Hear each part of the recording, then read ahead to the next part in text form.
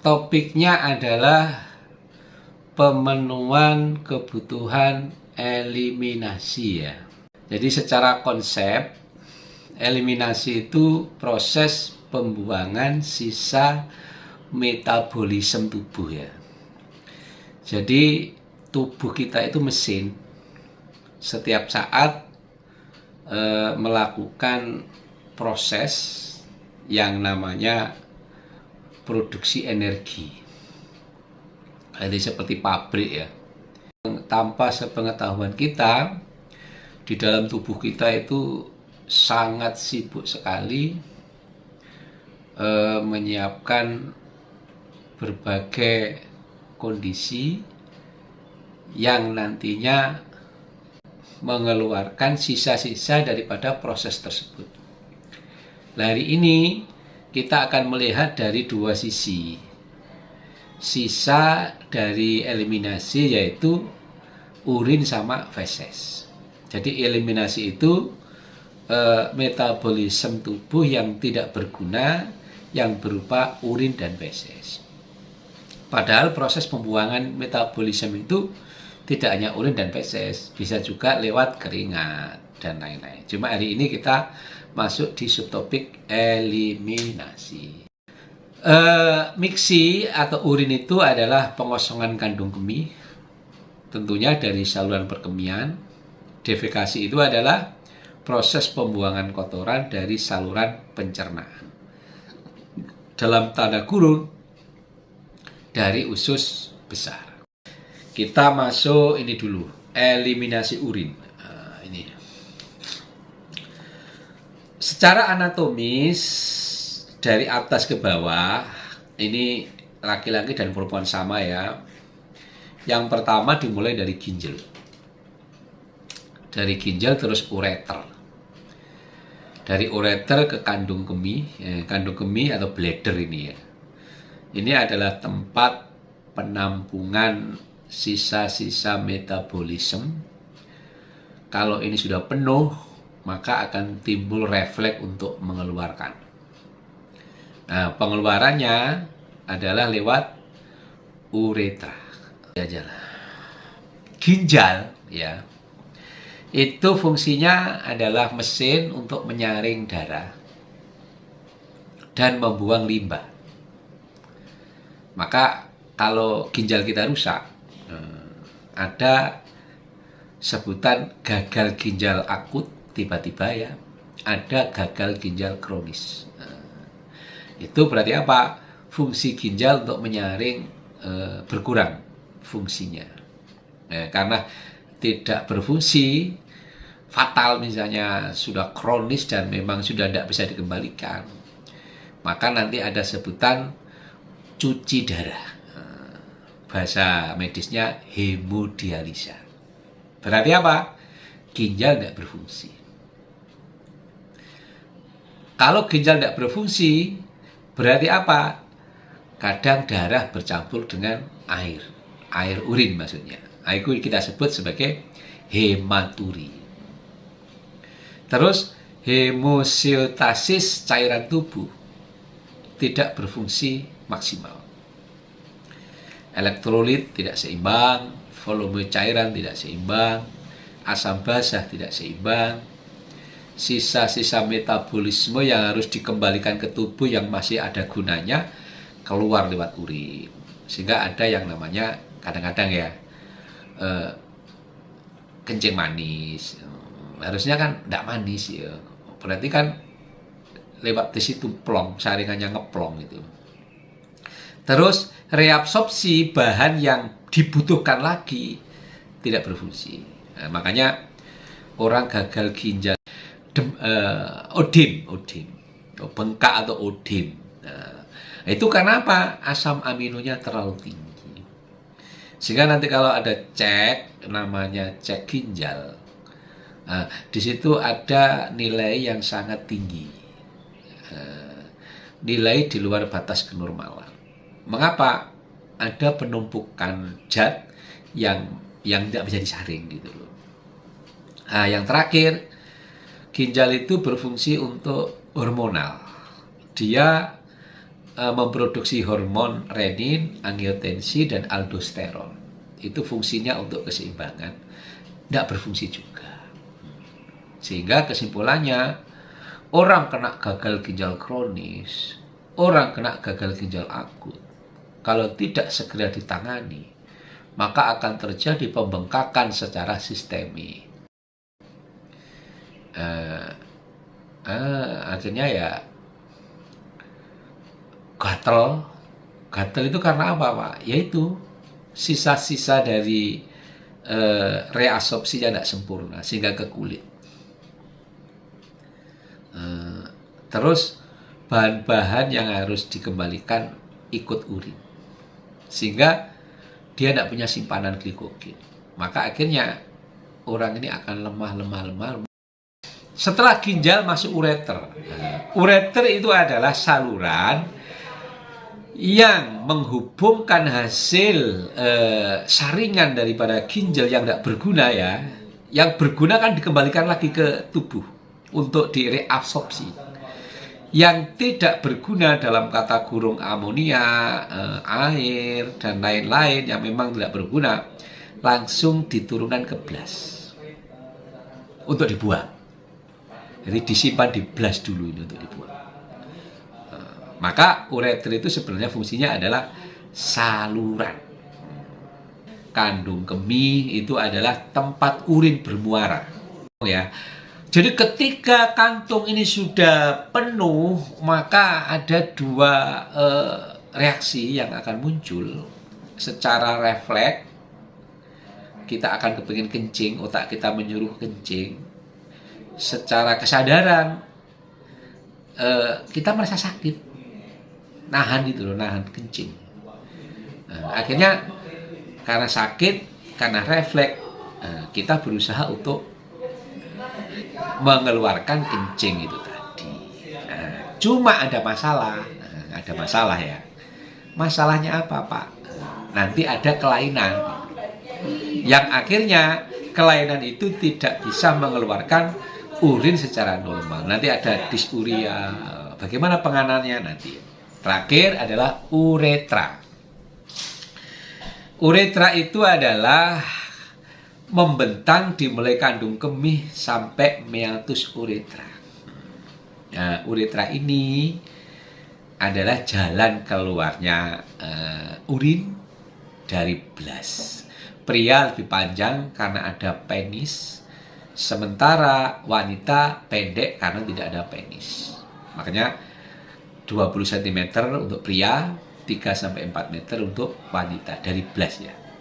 Nah, karena ukurannya pendek, wanita, itu rentan mengalami infeksi kandung kemih. Sehingga khusus wanita ya untuk kesehatan ya. Jadi cawiknya wanita karena memang uretranya pendek akan langsung nyaut ke blas menjadi infeksi kandung kemih. Yang betul wanita cawi itu dari depan ke belakang, jangan sampai dari belakang ke depan. Untuk menghindari infeksi kandung kemih. Urin itu secara normal ya, warnanya kekuning-kuningan. Tapi saudara jangan heran. Kadang-kadang makanan, obat-obatan bisa mengubah urin. Contoh, kita habis makan buah naga. Urin kita menjadi merah. Itu berarti tidak apa-apa. Itu sementara. Yang tidak normal itu tidak makan, tidak minum obat, urin kita tidak kekuning-kuningan. Kadang-kadang ada warna merah. Nah, itu namanya hematuri. Berarti ada gumpalan darah yang masuk di situ. Kadang-kadang orang batu ginjal, ada ginjalnya ada di batu.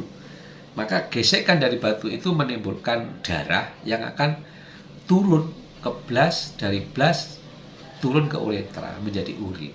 Nah, itu nanti ada yang disebut hematuri. Ada kadang-kadang kecoklatan. Coklat itu ada dua sainsnya, mungkin adanya infeksi. Yang kedua, kurang minum. Berarti kurang minum itu juga menjadikan kecoklatan. Jadi apa ya, pekat, sehingga pada saat kita kencing agak sakit. Karena apa? Karena kepadatannya lebih. Ingat, urin itu air yang bercampur kotoran, hasil metabolisme. Makanya secara kesehatan minum itu minimal 1,5 liter. Tidak beraktivitas. Apalagi keluar keringat. Jadi Anda tidak lapo-lapo itu 1,5. Kok lapo-lapo seperti tentara latihan lari? Harusnya di atas 1,5. Karena mengikuti keluarnya lewat keringat. Jadi semakin banyak yang keluar keringat, harus diimbangi dengan pemasukan. Sehingga nanti input output akan seimbang. Dalam jangka panjang menjaga ginjal akan lebih tetap sehat. Bau. Urin itu normalnya ya, normal urin itu berbau aromatik yang memusingkan. Loh, baunya kok harum ya? Ya ada kelainan. Kalau harum itu minimal obat. Jadi obat disaring oleh ginjal, obatnya tersaring, baunya turun. Kalau itu sifatnya sementara ya tidak masalah. Cuma kok tidak hilang-hilang, berarti ada proses infeksi di saluran kemih. Normal urin itu terang dan transparan. Normal urin maksudnya minum Anda 1,5 satu hari ya. Terus yang kedua tidak ada penyakit. Yang ketiga ya kepadatannya normal. Akan tampak terang dan transparan kekuning-kuningan. pH urin itu 4,5 sampai 7,5. Di bawah 4,5 di situ akan tempat berkembangnya penyakit. Di atas 7,5 akan merusak organ. Terlalu asam. Urin yang telah melewati temperatur ruangan untuk beberapa jam akan menjadi alkali. Akan menjadi rangsangan berpotensi untuk hidupnya aktivitas bakteri. Jadi di dalam tubuh kita itu banyak bakteri. Karena antibodi kita kuat, makan kita memenuhi kaidah, aktivitas kita oke, maka bakteri itu tidak berkembang. Jadi ditekan oleh tentaranya tubuh dalam kurung elektrosit, dalam kurung lagi antibodi. Tapi sewaktu ada potensi, ada situasi, maka dia akan menguat. Menguat itu menguat ya. Protein. Normalnya molekul-molekul protein yang besar seperti albumin, fibrinogen, globulin tidak tersaring melalui ginjal. Artinya apa? Harusnya ini kembali ke tubuh untuk dipakai lagi. Nah, tapi kalau ini kok sampai ikut urin, berarti ginjalnya yang rusak. Saringannya sudah tidak berfungsi maksimal. Nah, pada keadaan kerusakan ginjal, molekul-molekul tersebut malah tersaring kadang-kadang. Jadi, pada kerusakan ginjal yang parah, albumin ini harusnya tersaring, tidak ikut ke bawah. Tidak ikut keluar maksudnya. Dikembalikan ke atas. Untuk dipakai lagi. Campur darah. Kalau ada darah berarti hematuri. Salah satunya adalah penyebabnya batu ginjal. Glukosa. Normalnya adanya sejumlah glukosa dalam urin tidak berarti bila hanya bersifat sementara. Tapi kondisi orang kencing manis DM itu menetap. Apa hubungannya dengan eliminasi, Pak? Ya sebenarnya dia terlalu banyak. Akhirnya ya ginjalnya tetap tidak mampu. Akhirnya tetap dikeluarkan. Loh, mengapa Pak terlalu banyak? Karena insulin yang diproduksi tubuh kekurangan. Sehingga gula yang masuk tidak bisa dinetralisir menjadi glikogen. Karena terlalu banyak, akhirnya di ginjal tidak mampu untuk direabsorpsi, keluarlah menjadi kencing manis itu tadi. Nah, cirinya ya kalau kita kencing, nanti lama-kelamaan air kencing kita ada semutnya. Nah, itu berarti apa? Ada gula yang keluar. Ya, oke. Terus volume urin per 24 jam normalnya gimana, Pak? Yang dewasa aja lah ya, 14 ya. Itu normalnya di 1500 sampai 1600 ml. Masuk faktor yang mempengaruhi urinasi ya. Pertumbuhan, perkembangan, asupan cairan makanan, kebiasaan gaya hidup, faktor psikologis ini yang penting. Kalau kebiasaan gaya hidup banyak minum, banyak kencing itu lumrah, normal. Asupan cairan yang banyak mengandung air itu juga menimbulkan kita kencing. Terus faktor psikologis ini yang tidak normal, yaitu pada saat kita stres itu ada yang tidak bisa kencing, ada yang sebaliknya banyak kencing. Jadi ini tiap orang berbeda-beda. Untuk aktivitas dan tonus otot, ini latihan ya. Makanya nanti ada Kegel itu. Orang-orang yang bisa ilmu Kegel, latihan Kegel itu bisa menguatkan otot eliminasi.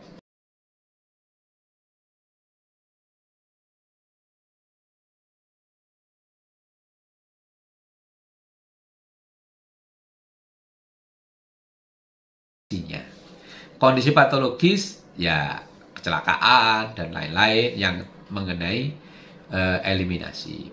Medikasi, ada obat yang menimbulkan urin yang banyak. Obat-obat tertentu ada yang mengurangi urin. Sehingga kalau kita masuk di ruangan ginjal, kadang-kadang tidak bisa kencing, dikasih obat. Furosemid namanya ya, maka kencingnya akan bertubi-tubi. Sehingga furosemid itu secara teori ya tidak boleh diberikan malam hari, karena dia tidak akan bisa tidur. Maka dia harus diberikan siang hari. Efeknya 8 jam, nanti jam 8 malam efek hilang, malamnya bisa tidur. Ada pemeriksaan diagnostik itu juga mempengaruhi urinasi ya. Oke. Nah ini penyimpangannya. Terus penyimpangan di eliminasi urin apa-apa? Ada poliuri. Produksi air sini berlebih. Berlebih itu maksudnya apa? Frekuensinya. Jadi sebentar kencing. Nah, akhirnya nanti lebih dari 1500. Oliguri sebaliknya. Urin kurang dari 500. Anuria, urin tidak bisa keluar. Ya banyak sebab. Salah satunya adalah patologis.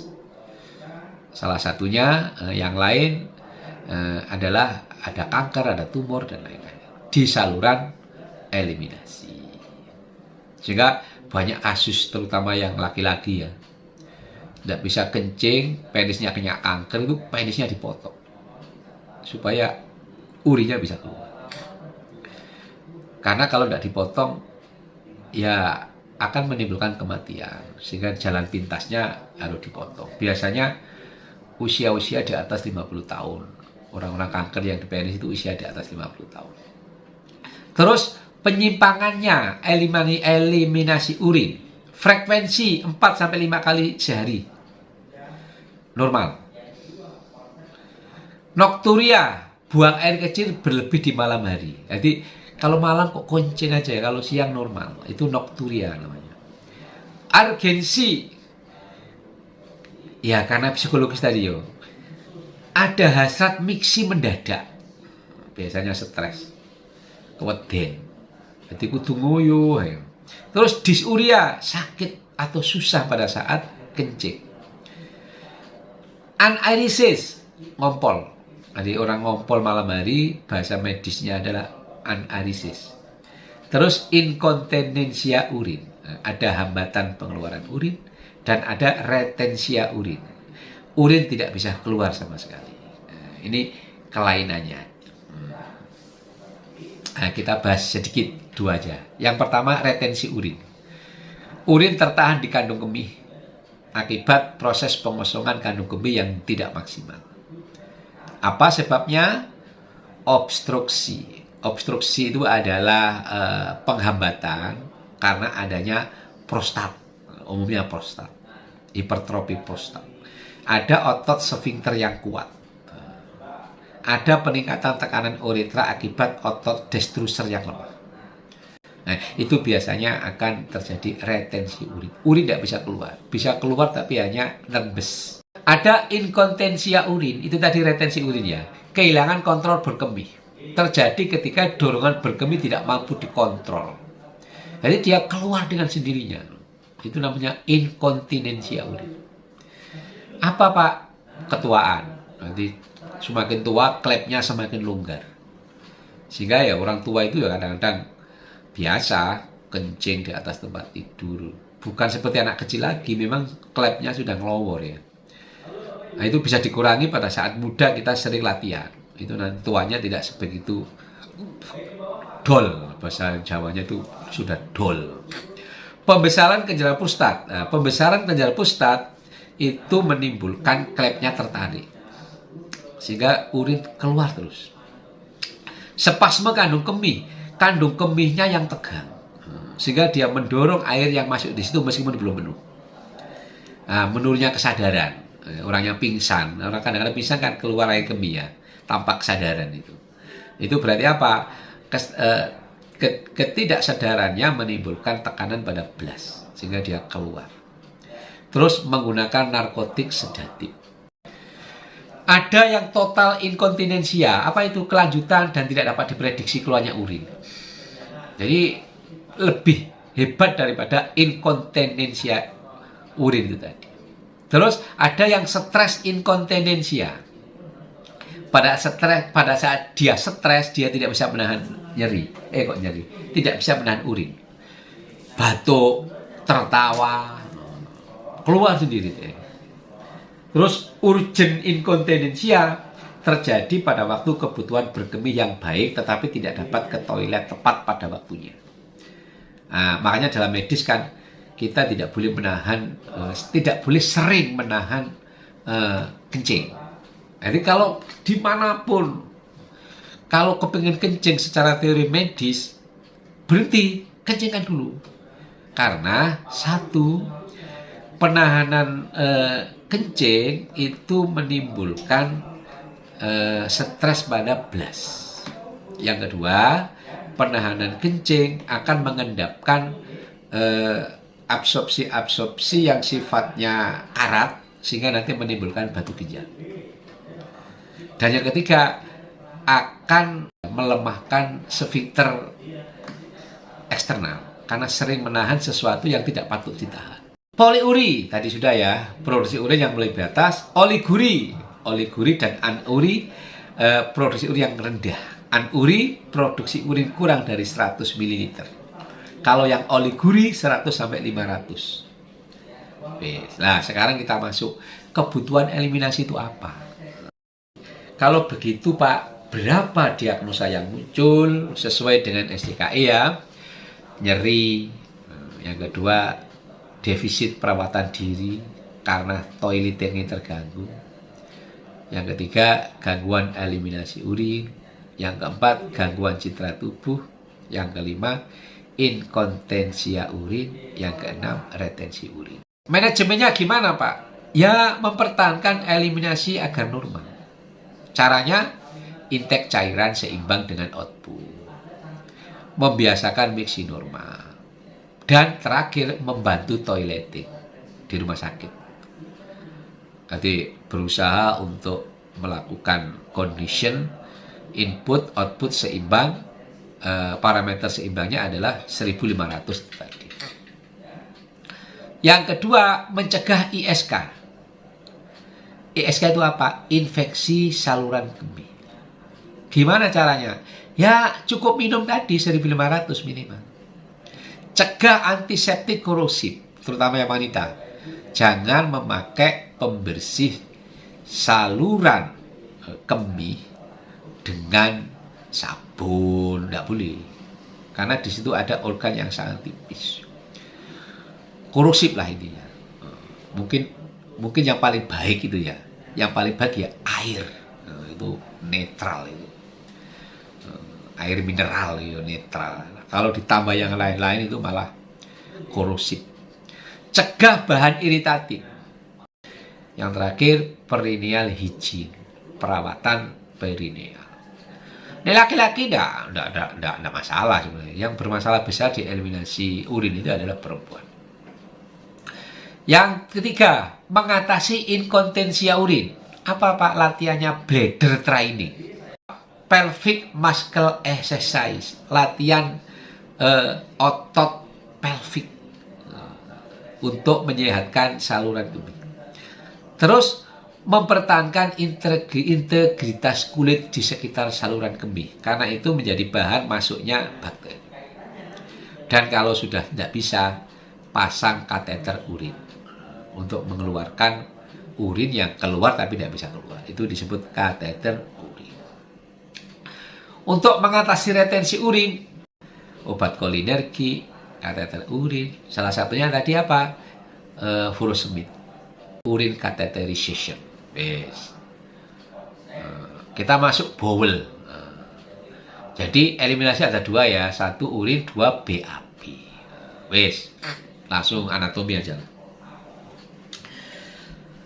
Nah, ini ada di anatomi ya, tidak saya terangkan secara total karena waktunya tidak banyak ya. Banyak cuma di Zoom kan memang harus sedikit waktu, banyaknya kan nanti belajar mandiri. Terakhir adalah kolon. Kolon ini usus besar. Dimulai dari sinilah kebutuhan eliminasi tubuh. Nah, usus besar ini ada kolon ascendent, ada kolon transferum, ada kolon descendent, ada kolon sigmoid, ada rectum. Nah, usus besar. Semuanya kita sebut usus besar. Kelanjutan daripada usus kecil. Nah, di kolon ini ada sampah digestif. Sisa makanan 750 cc tiap hari loh itu. Ada air, ada Na, ada Cl. 750. 150 sampai 200 cc direabsorpsi. Jadi dikembalikan ke tubuh. Diserap kembali, yang bisa difungsikan itu diserap oleh usus untuk dipakai kembali sebelum dikeluarkan. Nah, di kolon ini ada fermentasi, pembunuhan, dan juga fermentasi dari bakteri yang menguntungkan. Maka hasil dari fermentasi itu flatus. Maka flatus itu normal, harus ada. Jadi flatus itu harus ada sebagai reaksi daripada fermentasi. Jadi bahan-bahan dikemas di situ, difermentasi, dihaluskan, akhirnya dibentuk keluar menjadi feses. Nah, hasil daripada proses itu akan di sela-selanya akan menimbulkan flatus. Karbohidrat biasanya difermentasi akan tinggal hidratnya. CO2, O2 tinggal CO2-nya. Ada gas metan, menimbulkan kembung kalau naik ya.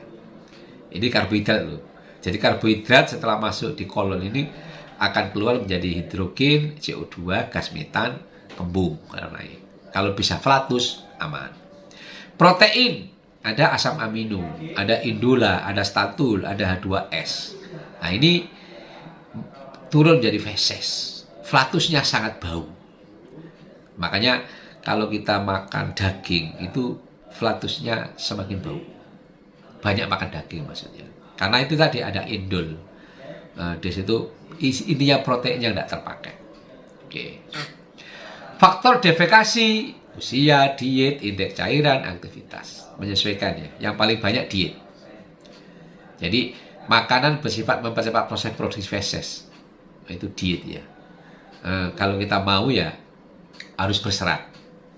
Banyak berserat tuh, bukan harus, banyak berserat. Supaya apa? Supaya feses itu ada talinya. Masalahnya apa Pak di Alfi? 1. Konstipasi, sembelit, susah BAB. 2. Obstipasi. Oh, bedanya apa Pak? Obstipasi itu sembelit 3-5 hari. Jadi lebih parah daripada konstipasi.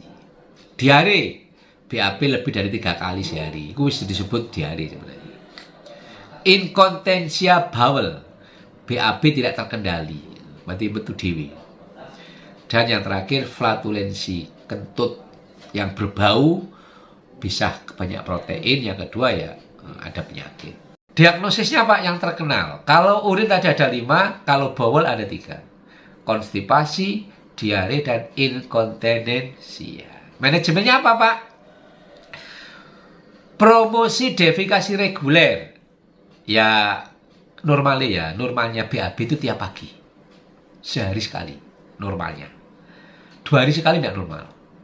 Sebab apa? Kita kan makan. Masuk makan terus disimpan sampai 2 hari. Harusnya kita makan pagi ini, ya pagi kan 24 jam. Kan berarti kan makan 4 kali minimal. Pagi, siang, sore. Kadang-kadang mau jangan tidur, mau. Untuk snacknya kan tidak terhitung. Paginya itu harusnya BAB. Tapi tidak begitu Pak. Makanya diregulasi, dibikin seperti itu. Dilatih sehari semalam minimal BAB 1 kali. Kalau tidak gimana Pak? Positif akan terjadi proses pemadatan feses di kolon. Dan itu efek jangka lama akan menimbulkan mau dol kolonnya itu. Sehingga menimbulkan penyakit-penyakit yang tidak diinginkan. Yang kedua, edukasi pengobatan. Kalau terpaksa ya pakai laksatif, anti diare tadi ya. Antiflatulen kalau memang ada kelainan. Yang terakhir enema. Nah, ini ada hubungannya dengan kanker ya. Ini jalan terakhir lah, itu dokter ini. Nah, yang keempat bowel training. Jadi training latihan olahraga untuk menghomeostasiskan saluran pencernaan. Bowel training. Jadi seperti tari balet, menggelundungkan yang diputar di perut itu adalah bowel training. Terus kantong inkontinensia fekal. Ini bagi orang-orang yang operasi dibuat karena ada kelainan, akhirnya usus dibuat lubang, akhirnya kita kasih kantong untuk BAB di luar anus. Orang-orang yang punya penyakit biasanya 1 bulan. Nah ini namanya ostomi. Itu kalau sudah kelainan medis. Oke, selesai jam 4:05.